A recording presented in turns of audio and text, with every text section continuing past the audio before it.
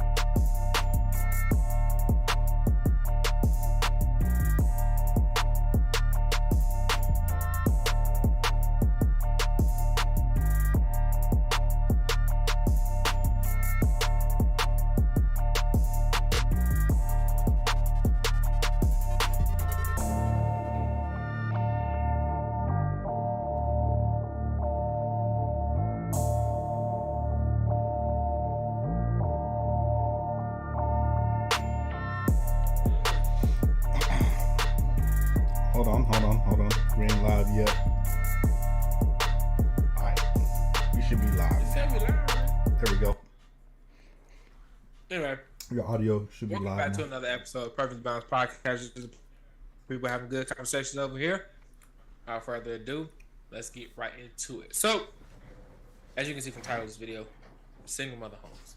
So, we eating on podcast night. It's just me and Kyle today. Yeah, we're in a rush to get here on time for the podcast.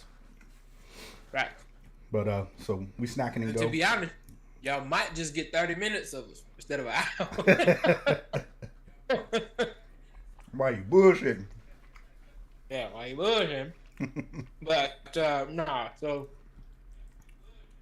I don't know if everybody. I mean, you should be seeing it. If you haven't seen it, you're living under a rock. But everybody should have seen the clip talking about how, you know, the relation between single mother homes and, you know, incarceration, youth incarcerations, youth suicides, all this other stuff. KJ, you got the stats, right? Yeah. I'm pulling them up right now. All right, cool. Trying pull to up the get stats. to the domain. We want to hear the accurateness of this conversation, because, to be honest, most of Black America was raised by single mothers. Yep.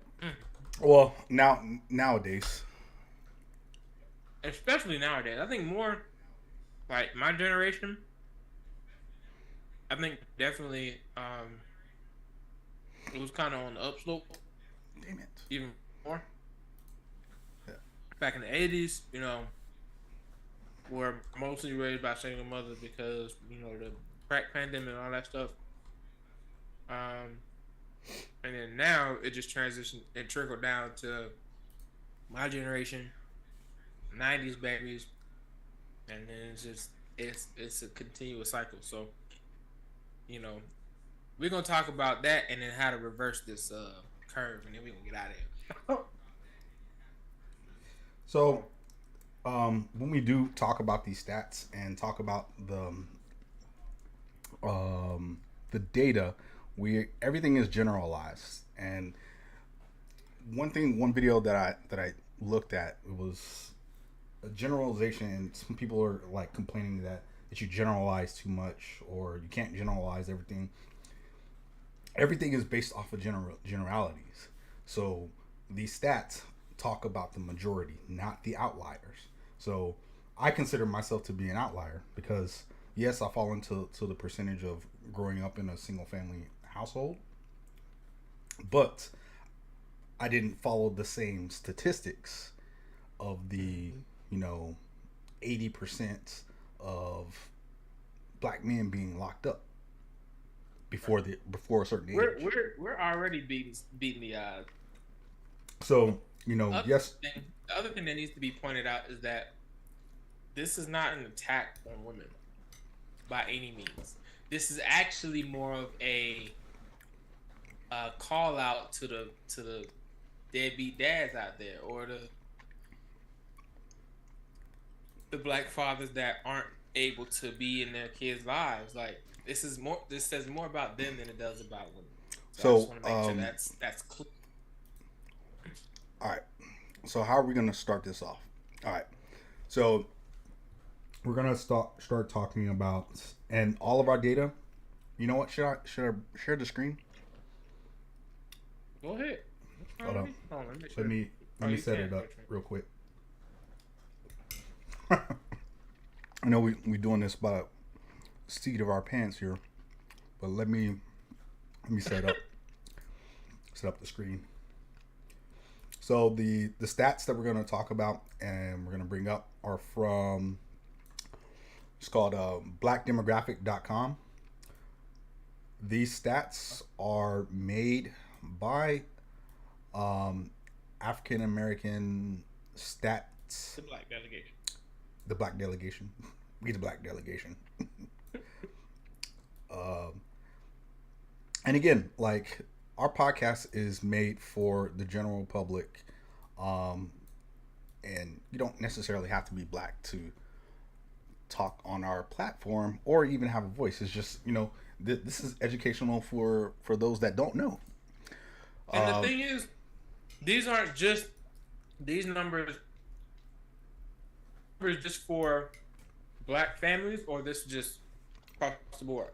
This is okay. This demographic or these stats go so wide, it's crazy. So we can break it down by household income, single family, multiple family, married, ages between 16 to 25, men, women, education, unemployment, employment, black-owned businesses, poverty line, middle class, the population. The more specific you get, the more accurate the numbers are. Oh yeah. We can break it down by population, by state, city. It got it all. So you can't say that we're making up numbers, because anytime that we bring up statistics or bring up a value about something, speaking in generalities, this is what we're going to pull from. So, what would you like to start off with?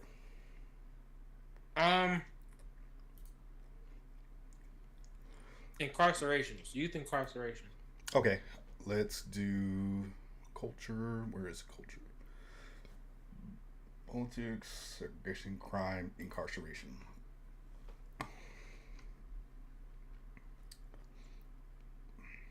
You gonna share the screen? Shit, I was setting that up. Man, ADHD is acting up right now.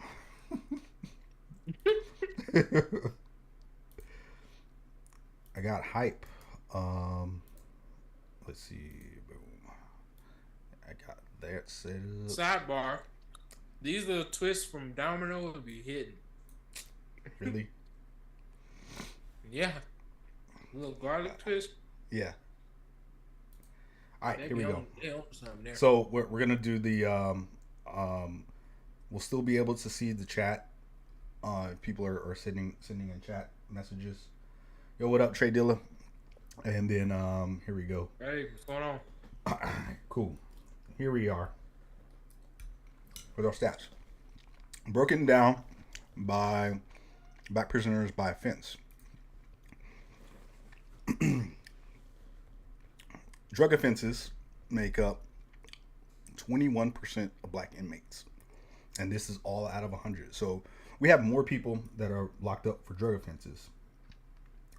When you look at this number, why do you really think about that? Where does that stem from? Right. And this number can be broken down even more, but this is all drug offenses, whether it be intent to distribute or anything that has to do with drugs. Possession. Got it. Yeah. So, all right. So to me, what's crazy? So is, this doesn't break it down. This isn't going by single family homes yet. No, it does go by. Well, this one doesn't break it down by single family homes. Like, okay. This is a cause or correlation of single family homes. This doesn't break that down right there. Okay.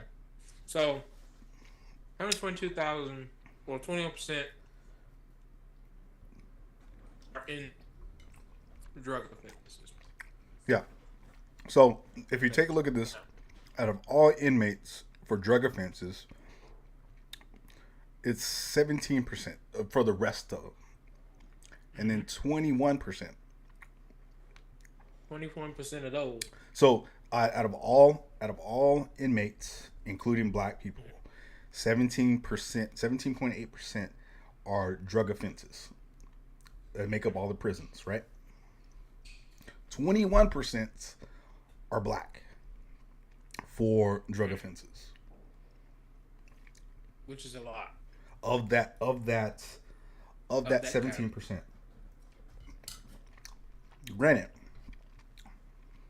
what is the percentage of the population? Let's go with male statistics. I'm gonna bring it up to. I'll copy this. Bring up two things. 1 second. I'm gonna come back. All right. Go back. Black population by household. What did I say that we're gonna do? It's gonna be by household population. It's population. So let's take Florida for example. So the population breakdown is, here you go, 27% black alone, non-Hispanic. Nationwide stats is 40 million, and that's also by income. All of the U.S. is 333 or 331 million people, right? Mm-hmm.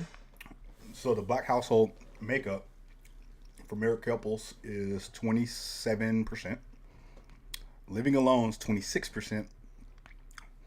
And I think living alone is 36%. Single female family led. Single female led is 26%. Single male led is 6%. Jesus. So okay, this right here, just off of this. Just off of this right here, this is a problem. This is right here is a problem. There are more single family, female led families than married couples. Off rip. They're practically almost laughing. They're single. It's more. Oh, well, if you take the 6% plus the other 26%, yeah. Mm-hmm.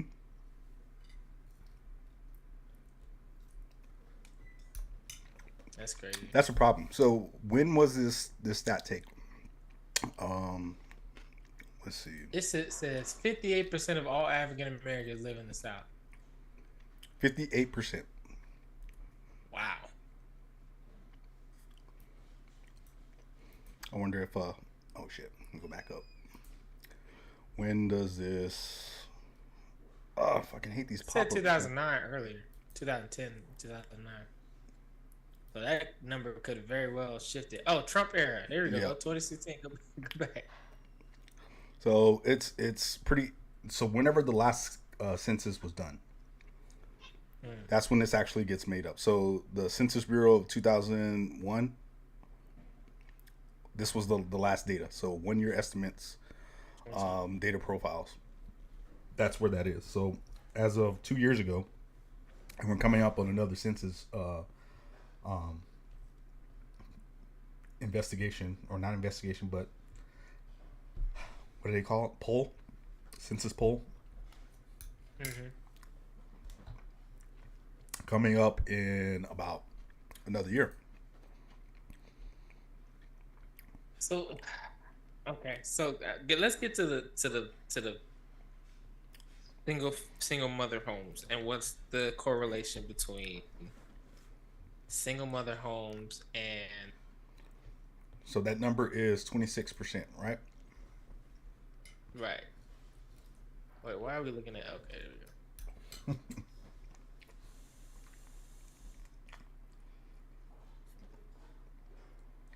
And we're trying to correlate to what? To the prison population?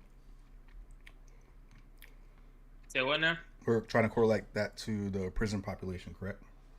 Yeah, well, so there's multiple things. So from what I heard, wrong, but from what I heard, 80% of youth incarcerations are from single mother homes.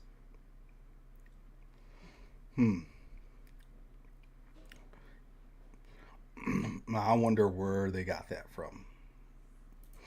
Let's check incarcerations and see if that's if we have an age breakdown. Children brought up in single mother homes are 14 times more likely to commit rape, 20 times more likely to end up in prison, 32 times more likely to run away from home. That's from fixedfamilycourts.com. Let's dig deeper. Children brought up in single mother homes are 5 times more likely to commit suicide, 9 times more likely to drop out of high school, 10 times more likely to commit rape, 20 times more likely to end up in prison, 32 times more likely to run away from home. Wow. So, what's the effects of fatherness in teenage statistics? 63% of all teen pregnancies, 71% of all adolescent chemical substance abusers, 80% of all prison inmates, and 90% of all homeless and runaway children came from single mother homes. Dang! So population. So, what does that mean? Mm-hmm. What does all that mean? All that data, all those numbers, right? What does that mean? That means, and let me share the screen real quick. Okay. Let me share the screen so that y'all can see what I'm talking about. So, here you go. So, looking at this, right? Oh, you still got it up on your end. There it is. But yeah, drop yours down. I did. So you should be able to see it right now. Okay, good. All right, so right here, the effects of fatherlessness. These numbers right here: 63% of youth suicide, 70% of teen pregnancies, 71% of all adolescent chemical substance abusers, 80% of prison inmates, and 90% of all homelessness and runaway children came from single mother homes. That right there is on the. That's not on the mother. All right. So women, y'all can take a breather, take a breath. We're not attacking y'all at all. Because, and I know this just from experience, we men put way too much on mothers. Way too much. And they handle it the best they can. Yep. Anybody with too much pressure, you know, but you know what? They're kind of left with no choice, because in the black community, more women are left to raise their children, whether it be young boys, young girls, by themselves, due to an overwhelming majority of men being locked up. True. So, but again, ladies, are not your fault. Now, if you choose to be the women that keep the father away from your children because you don't like them, then yeah, you to blame. Mm-hmm. But for the vast majority of women that don't do that, it's not on y'all. That either decide to be, no shows, or, aren't putting in the work, time, and energy to actually be in their kids' lives. Yep. The crazy thing is, that's all kids want anyway. Let's read more. So, like I said, children brought up in single mother homes 5 times more likely to commit suicide, 9 times more likely to drop out of high school, 10 times more likely to abuse chemical substances, 14 times more likely to commit rape, 20 times more likely to end up in prison, 32 times more likely to run away from home. Right? Mm-hmm. Oh, there's more. Let's see. This is in 2003. There were 1.5 million unwed births, and less than 1% were put up for adoption. Less than 1%. That's 1995. Oh, shit. You broke up. What? I broke up? Yeah, but I was able to follow by reading. Okay. Only 4% of college graduates have illegitimate children, and only 16% of college graduates get divorced. 40 dropouts who marry in smaller numbers to begin with. I like that. That's another thing. The lack of marriage and intimacy and shit, and illegitimate children. Yep. That's another factor. Let's move on. 50% of single mothers are below the poverty line. Their children are 6 times more likely to be in poverty. Wait, 6 times more likely to be in poverty than children with married parents. 85% of homelessness. 85% of homeless families are single mother families. 90% of welfare recipients are single mothers. Oh, well, we need that. Over 30% of families led by single moms are living in poverty, compared to 16.4% of families single dads. And what's crazy about that is that we still have single family mothers that are on government support, welfare, all of this help, and they're still ending up homeless. What's going on with that is there's not enough money to go around. So that should wake some people up and be like, hey, you know what? It's probably better to live in a dual income household, whether it be your homegirls who's also working and she got her kids. Hey, make it a family.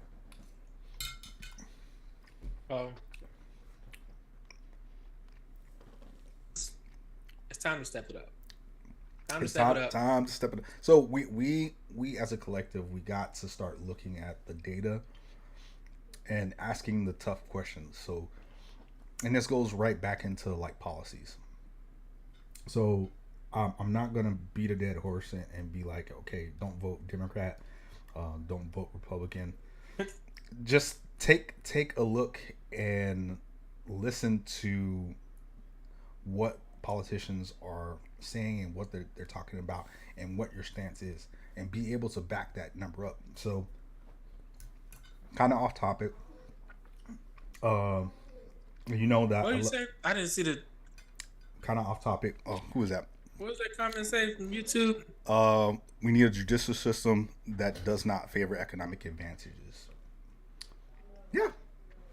I mean, so corruption is a thing worldwide. It isn't just a U.S. thing.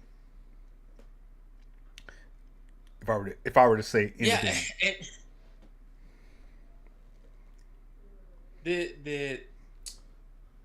the fact that the government does kind of incentivize single mother homes is bad, right? That's and it that's needs to be. I say yeah, that's definitely bad. But again, like, there's a lot of people like Louis Farrakhan, who, in the eyes of the government, has been seen as a radical, but he does have some like type of truth to power when he's talking about the household, and he talks about like this: even through slavery and post Jim Crow or pre Jim Crow, marriages were at 80%. In slavery, it was 90%. So even during slavery, people were still getting married and knew that it was important to be a family unit. Why Easier, is it? hold on. Yeah. The easier and easier that it got, the more, and it seems like the more free we got, the less we cared about the family. The less we got married. And then the more that the government stepped in to take care of us. And then broke the household. So they did. So slave masters, whoever they are, I'm not calling out any names, but they did their best to break up the family. We've seen movies where, the male was ripped away from his family, but the community was still able to come together and raise generations with fundamental values of staying together as a family. Kevin Samuels talked about this on one of his podcasts, and it caught my attention. I was like, man, that's crazy. Like, all the way during slavery, the family dynamic was way more stronger then than it is now. What happened? What changed? And what changed was the government giving incentives for you to not be a family. So you have an incentive to not being in a family of. Oh yeah, we won't get into. You know what? I think I know who this is. Who was the first slave owner in America? I want to say it wasn't a Caucasian man. It was either a Spaniard or an African. If my memory serves me Be correct, honest, I don't know. I really don't know. But So I don't think that's something we need to be like researching. Like, who was the first? Like, it don't matter. it The doesn't fact matter. is, I mean, everybody was doing it. yeah. The fact is that everybody around the world, um, the Atlantic trade, the slave Atlantic trade was happening. Everybody had a hand in it. There's no single point responsible person for it or ethnic people for it. We just need to move past that and just accept that it happened and not do it again. There's, Yeah. there's really no reason for it. The thing is, honestly, I feel like we're kind of Well, what do you say? be honest. I feel like we're enslaving ourselves. And we Now, it don't could even know be- it. We're enslaving now. What's crazy about it is it's not just us. It's the whole world. True. It's everybody. True. Everybody. And that's the everybody thing. The is- next is time being- slavery comes up, 'cause this is not the. So first of all, slavery has been around since biblical time. biblical right? times. Yep. I wouldn't be surprised if Jesus had slaves. Jesus. But I'm kidding. I'm The- kidding on the- that. I I'm feel like kidding. though we know our history, yeah. regardless of what we do, we repeat it, right? We're destined to repeat it. I feel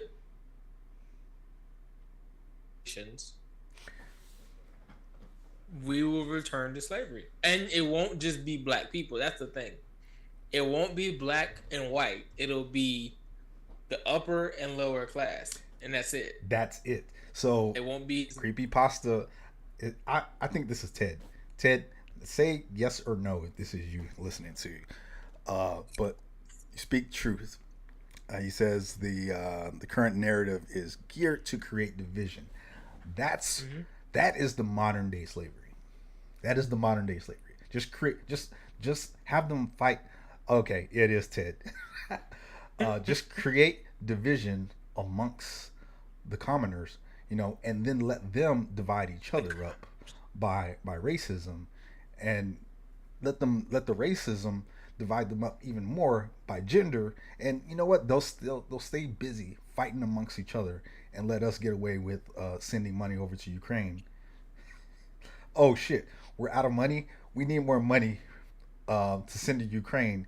Let's take some money out of people's Bank of America account and disappear that shit overseas. Real I was quick. gonna bring that up today. I was gonna bring it up. Ain't no Usain Bolt is missing $12.7 million. Y'all tripping. Y'all tripping. Y'all tripping. How the fuck? Y'all How the fuck tripping. can you like? That's now. This is a wake up. This is a wake up call for people. And you know what? And there's nothing you can do about it. This is why people are making the push for freaking cryptocurrency, But because they can't. They really can't touch it. problem is, it's still digital. It is still digital. Your money's in the digital marketplace, but there are somewhat checks and balances to keep it under lock and key. Only you have access to.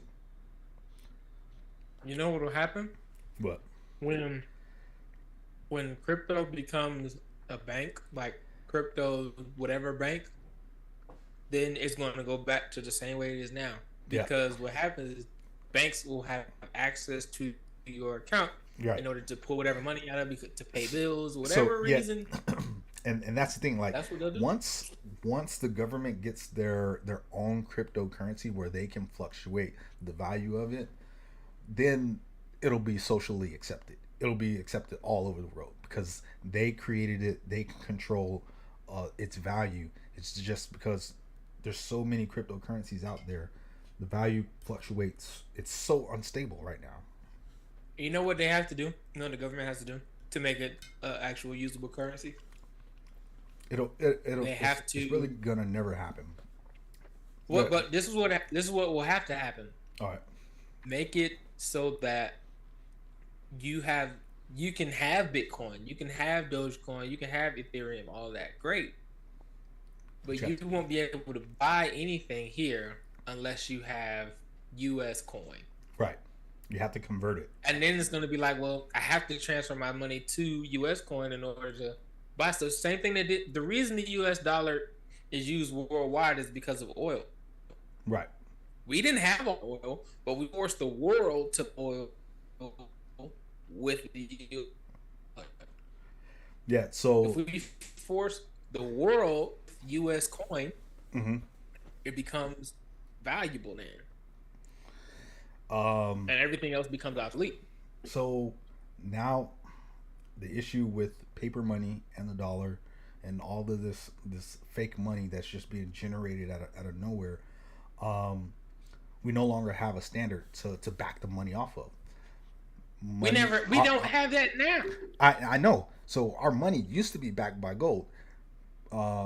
Before I think it was like 1964. Like 1964 was when money stopped being backed by gold. I realized something, and this is gonna sound crazy. I was at Home Depot earlier, Mhm. and it just flashed in my head. I was like, money is fucking useless. It's useless. It is useless. Yep. It has more value in somebody else's hands than your own, other than the dollar. My $20 bill means nothing to me unless I use it to get something else. Right. You could have $1 million in your bank account. That don't mean shit. Now you can leverage it. So the thing is Sure. you have to learn how to leverage your money to get the things that you want. That's the power of money. She's in here. But I mean, yeah, like it's even still. Yeah, that's true. That's a good idea. So creepypasta, my buddy Ted says gold standard was replaced by military strength. So whoever has a military strength has the gold They standard, the best. i.e., has the dollar value. So who do we need to start watching out for? Now, yeah, we moved from local black top politics onto world global economy, just like that, because it's all interconnected. So the gold standard is irrelevant because it's all about paper money and who has the dominant force. But who is up and coming right now? You have China and Russia. So it is kind of important that we're fighting this proxy war with Ukraine and Russia, because we definitely don't want Ukraine to get taken over. I can see the use of the Russia-Ukraine war, but it's still a front. It's a front to keep people's pockets lined with. We don't want Ukraine to be taken over because of the minerals that they have. Yes, that's the only reason why we're supporting it. And again, like they aren't a UN country, and they were this close to becoming a NATO ally. They have to be in peace, though. They can't. Yep. That was a strategic move by Russia. Strategic. So Putin is not. He's not a dummy. He knows what he's doing. At all. He knows what he's doing. Oh. But you want to end the episode right here? Do we want to end the episode right there? Like, yeah, this is the somber note to kind of end on. Let's talk about something a little bit more on the lighter end.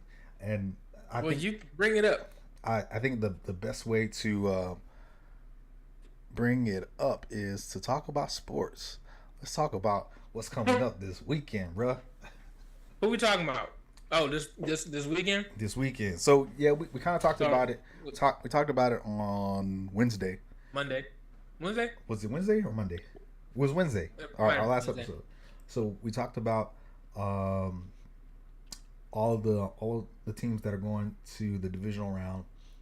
Who are your favorite picks? I'm gonna go make me a drink, and I'm listening to your picks. Okay. My favorite. Okay. Hold on. Here we go. But I gotta bring everybody up. All right. So here's what we got. Got the Jags, the Chiefs, the Bills, the Giants, Eagles, Cowboys, Niners. Honestly, love the Jags, love Trevor Lawrence. Chiefs gonna win that tomorrow. Love the Giants, love Daniel Jones. Gonna win that. Bills, Bengals. Honestly, I want Who'd you say for the Jags? Eagles, hands down. No, Jags. Oh, I said Chiefs. Oh, okay, Chiefs. Okay. Chiefs. Yeah. Taking that. So, love the Jags, love Trevor Lawrence. Chiefs are winning. Okay. Love the Giants, love Daniel Jones. Eagles are winning. Eagles gonna win it. Yeah. Bengals, Bills. I would win. I really want the Bills to win, especially with DeMar Hamlin and all that other stuff. Love you, Ted. But Thanks, brother, for showing up. I appreciate it. oh yeah, appreciate it, man. I want Bills to win. I'm actually kind of concerned though because Bengals are a problem, and they didn't get to play earlier this year. Remember, they're supposed to play on the second. Yeah. They got One of those two teams wouldn't have not been in the playoffs if it wasn't for DeMar Hamlin getting if hurt. they would have played. Yep. So, I want the Bills to win it just because of how last game went. They're gonna end up winning on the second when DeMar Hamlin went down. Yep. I want the Bills to win, though. The Bengals got a squad. They got a hefty squad. Yeah. Is The Bengals. You said the Bengals or the Bills? the Bengals. Okay, the Bengals. Bengals got a hefty squad, but okay, I'm gonna let you finish because you got one more game to talk about. That I'm leaning Bills because of how last game went, but honestly, I think the Bengals might pull it off. Okay. I think the Bengals might win that one, although I want the Bills to win. Then I already told you the 49ers Cowboys. I trust the Cowboys more than I trust Brock Purdy. Even though I love Brock Purdy and their offense is firing on all cylinders, it's time for Brock Purdy to lose. It's time. He's 6-0. He got to take a L. And and no hate to the Niners. No hate to the Niners. It's just if y'all get there with a rookie QB, it just leaves a bad taste in my mouth. I don't like that. Like I feel like you need to be because you're on too high of a wave. Like you're okay. Right now he is up big, right? I need him to be knocked out, and especially in a playoff game. Right. I need him to be knocked down. So, but do I think the honestly, whoever wins is going to be by 3. That's how I see it. Okay. I think it's gonna be a close game. All right. Field goal's going to win it. I want to break this down 2 different ways. So I truly believe that the NFL is rigged. Okay. And and I'm going to break it down to each team in each game. Um, the success story of, let's start with Trevor Lawrence and the Chiefs. The success story of what Trevor Lawrence is and the coming of age of the Jaguars. Um, atypical, atypical K. What's that? I don't know that. Okay. Yeah, it is completely rigged. So, oh, that's probably one of our new joints from Cass.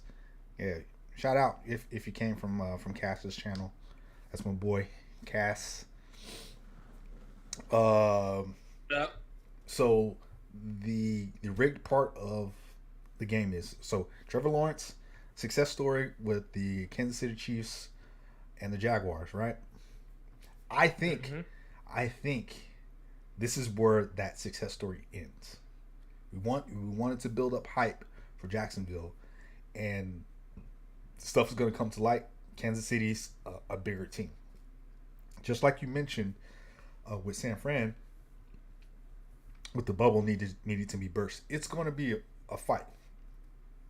It's going to be a struggle. It's going to look pretty damn close. This is probably the Kansas City Jacksonville game is probably going to be the closest game out of all of these games this weekend. Um, Bills Bengals, it's totally rigged. The Bills are going to win that by a fucking landslide. Not, I don't think The writing is on the wall. Writing is on the wall, and the reason why I even say that, um, Bills are the Bills are going to win, and they're going to be in the Super Bowl representing the AFC. So that's my pick all the You way think they hold on, wait, all the wait, way wait, up to the wait. AFC. Yes, You think the Bills are taking the Chiefs? the Bills are taking the Chiefs because I believe that the NFL is scripted. If we're going off of that, that is the roadmap toward the AFC. The Kansas City Chiefs will beat the Jags, but here's my own personal opinion: Jacksonville has what it takes to beat the Chiefs.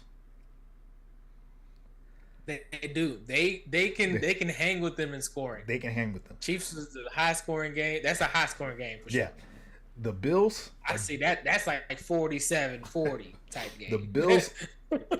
Okay, and I'm sorry for my brother-in-law. He's a Bengals fan, but the Bills are waxing that ass. Seriously, it's not going to be even close. Not going to be even close. That's my call for the AFC division. NFC. This is the script. The script goes like this. The Eagles will win against the Giants. Point blank. Period. There's no contest, and it's not going to be even close. It's probably 7 points. I'm going to give it a 7-point spread. All right. I give 14 honestly, but yeah. But it's going to look like it's close. Now for my Cowboys. The script says that San Fran is going to win, and I truly believe that.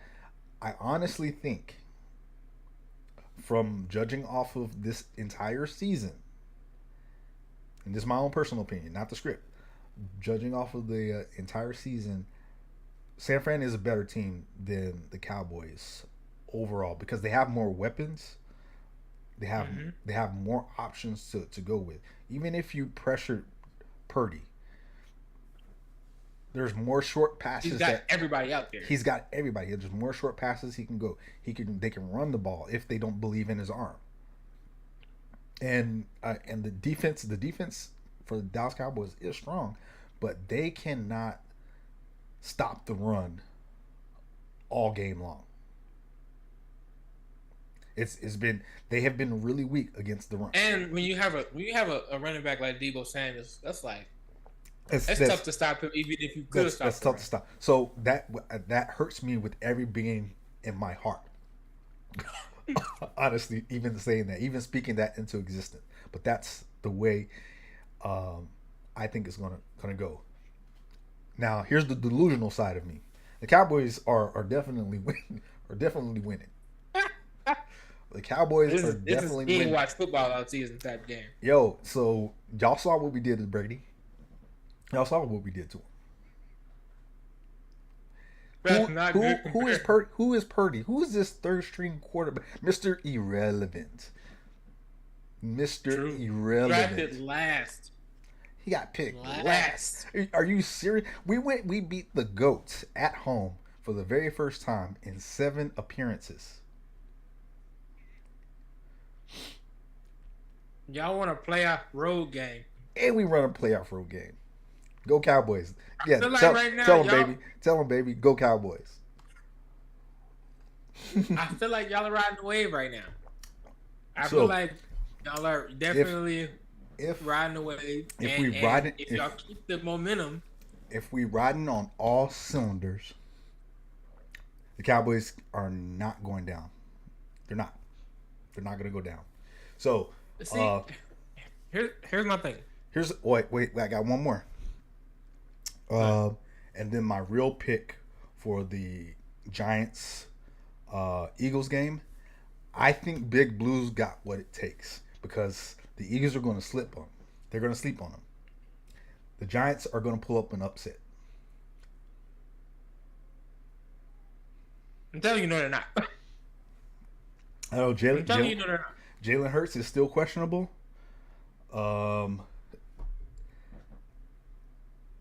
The Giants The have only upset that I see. the Giants have something to only- prove, and they do have something to prove because they haven't been beat by the Eagles twice this year. That's all I need to know. And see, here's the thing: the Eagles got better as the season went on. Ain't No, like they didn't. They got worse. They capped off. They got worse Bullshit. when they lost Jalen Hurts. They lost 3 games in a row. They did not lose Jalen Hurts. Jalen Hurts was sat in order to get ready for the. They were already in. They were already a playoff lock. Think about it. So you're telling me When Jalen Hurts if you told me, went down, so you're telling me if he was when playing, Jalen Hurts went down, if he they was were already a playoff lock. okay, yeah, I understand that. I get that. You're completely right. But you're telling me even with Jalen Hurts in the game, he would have beat Dallas. He would have beat who else did they lose to after he went out? I think they lost to the Giants. Hold on, I need to look that up real quick. Philadelphia. Hold on, I'm looking at it right now. Yeah, They lost to the Saints. They beat the Eagles 22-16 last week. What? The last game that they played. Yeah. They lost to the Eagles, or they lost to the Cowboys. They lost to the Saints, and they lost to the Commanders. Okay, the Commanders. Okay, I know it was somebody else in our division because they needed to lose 2 divisional And games. then the Dolphins. Oh, They lost. That was a preseason game though. That didn't count. okay, that don't count. So they beat everybody by a good number. Like first game, Eagles by first So Eagles Commanders 24-8. other than They barely beat the Jaguars 29-21. man, okay, so you're telling me that the Giants. So okay, yeah, the Giants have a 9-7 record for the regular season, right? And the teams, They beat the Giants 48-22. Stop playing. and let's not And even then let's they not beat even them bring again up. 22-16. So okay, now this is what's got the Giants fans gassed up. They're gassed up because they beat Kirk Cousins. They were the second team to win on the road during the playoffs. But Vikings aren't shit. The Vikings are trash. Just like Tom Brady was trash. They were that enough whole to make it to organization. the playoffs. Huh? Yeah, The Vikings hate the Green Bay so much they refuse to win a Lombardi trophy. So That's the funniest meme that I saw. So what's crazy is that the thing this is the reason why I say the Giants have a chance. They stomped out um, the Vikings out of the divisional round, right? Or was it the last playoff? Yeah, the divisional round because they learned from their mistakes. So they lost to them in the regular season. Saw them in the playoffs a couple of weeks later. Whoop that ass. The same thing happened with the Eagles. The Eagles barely beat the Giants. It was 22-16. That ain't barely. That's a comfortable lead. You with this type of offense that's on fire right now. They're on Sky Mountain right now. You got to come correct against the Eagles. The Eagles have had plenty of time. They don't have anything to prove. Here's the thing, Bro, they don't. The only reason the Eagles were coasting that last game. Bro, they have been sitting The fat Eagles were and coasting lax. that last game. They just sitting chilling because they know they got home field advantage. So they're like, yeah, we got a bye week. We don't really need to play our starters. Check this out. Listen. The Eagles were coasting that last game, 22-16. They were coasting. Bro, They needed was that they just needed one. They needed one win out of the 3 last games that they played. They needed one win to clinch the first week bye and home field advantage. That's all they needed. So they were like, they lost to the Cowboys. Like, whatever, I don't care. They lost to the Saints. Who loses to the Saints? Yeah, who loses? They really didn't care, but they were like, you know what? And let's go ahead, hurry up, get this first week bye. We're gonna win this one real quick. Bust them in their mouth so we can get on out of here. Right? That's all they did. So they coasted by so they could chill out the next week, see what the Giants gonna do because they knew they were coming back. So they knew the Giants come back with the division round. No, they didn't know that they were coming back. We just played y'all. We're gonna watch what y'all do this next week. We're gonna study your playbook, and then when you come in on the 21st, on your ass. I mean, we played y'all now. At this point, Eagles have played them 3 times this season. 3 times, and they beat them 2 out of the 3 times so far. All I'm saying is this: the Giants are going to come through and cause an upset. That would be so funny. You know what? What you want to put on it? You know, honestly, okay. Let me be real with you. I just hate Philadelphia that much. Why? They are Arrogant rivals, NFC East rivals. I really hate the Giants over Philadelphia, honestly. But the Eagles need their fucking bubble popped and be like, try again. Don't if they're going to go in underestimating the Giants. I guarantee it. That coaching again, they're going to be they're going to be at home. They've had a rest period. They already beat the Giants 2 or 3 times. Philly is going to be on fire now. Okay, so let's just say they do win. Philadelphia wins. They are going to the Super Bowl and playing the Bills. No. Then they'll lose. Bills are not going to the Super Bowl. Bills are going. I would love for them to. Huh? I truly think Kansas City is going back. They found something, man. Whatever it is. Kansas City's not going back. Bills are going. I'm putting my word on it. I know that for a fact. The Bills are going to the Super Bowl. As far as the AFC, the AFC is a toss up. It's a toss up between both 4 teams because I can't pick. San Fran is probably my number 2 pick. Dallas obviously my first pick. Unlikely. I'm going to bring them down to number 3. The Giants are probably not going to make it. They're number 4.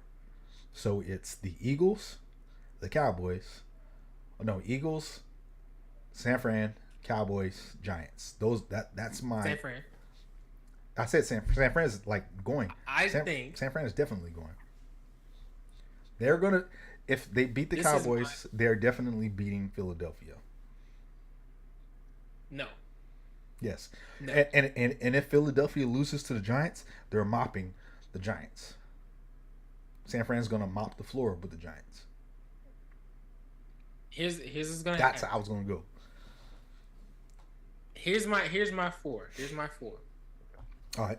I got Chiefs on the AFC. Chiefs. I almost want to say Bengals and Bills combined, but I'll put the Bengals over the Bills. Okay. Then I'll say Jack. Then NFC. Eagles, Niners, Cowboys, Giants. Okay. The Eagles are going to be the Giants. The Eagles are That's going going to to beat happen. the Giants. Okay. I can respect and understand that. That makes sense. But it's going to be an upset. The Niners. This weekend is The Niners will probably beat the Cowboys, right? The Niners will go all the probably way down. the Niners will Niners will probably probably beat beat the the Cowboys. Honestly, like I don't Eagles, no hate. Niners game. Yeah. The Eagles Niners game. Eagles win by a touchdown. Eagles win by a touchdown. Eagles nine. Rob, you know what? You're an Atlanta fan, so not having common sense is not one of your best traits. Here's why I say that. Says the guy who in the Super Bowl, like I don't even want to hear nothing you got to say when it comes about picking a Super Bowl team. Because I'm gonna continue. When the last time Dallas went to Super Bowl? It's I been. don't want to hear it. It's been. I don't want to hear It's it. been a long time. It's been almost. It's 28 years. Almost 28 years. But That's we got 5 rings. We got 5 rings, so we can carry that. And on top of that, back in the like, 60s, like we don't care to be called America's team, but somehow we are still. We are still America's team, even having. How y'all America's team, but y'all keep losing? We keep losing. I don't make the stats. I don't come up with the titles.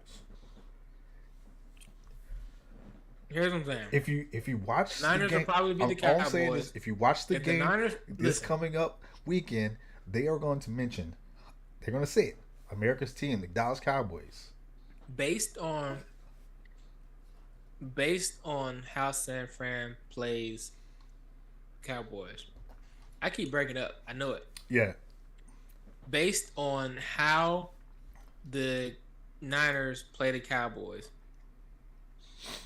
that will determine how the Eagles beat the Niners.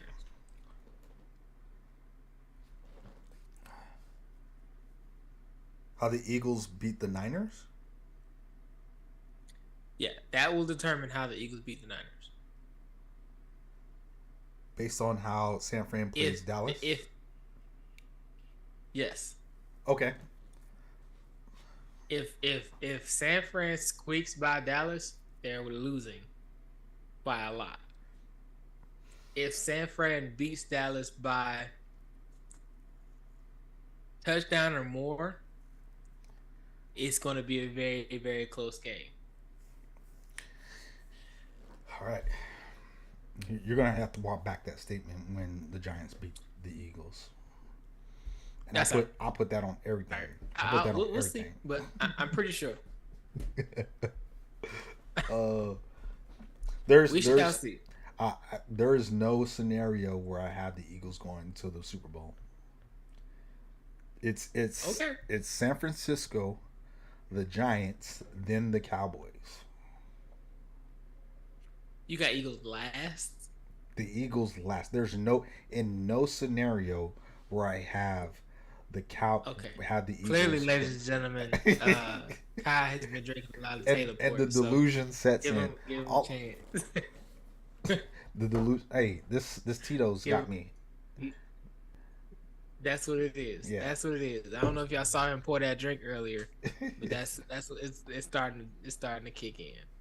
Ladies and gentlemen, with that being said, we're gonna end the episode right here, man. I'd like to say thank you to all of our listeners out there, everybody that's tuned in on Facebook, YouTube, Twitter, and Twitch. We appreciate you guys. We love you guys. Continue to like, comment, and subscribe to our YouTube channel. Continue to support us by sending your stars, showing your love on Facebook. We're the Perfectly Balanced Podcast, just a panel of brown people having good conversations over here. I am your host, Big Rob, of course. Who else we got in the building? It's me, KG, aka Dr. Graves, no PhD. You know who we are. We came to drop bars. Factual information. Ladies and gentlemen, I know we do this every Monday, Wednesday, and Friday, 5 p.m. Pacific time, 8 p.m. Eastern. We'll see y'all next time, same place. Peace. Peace.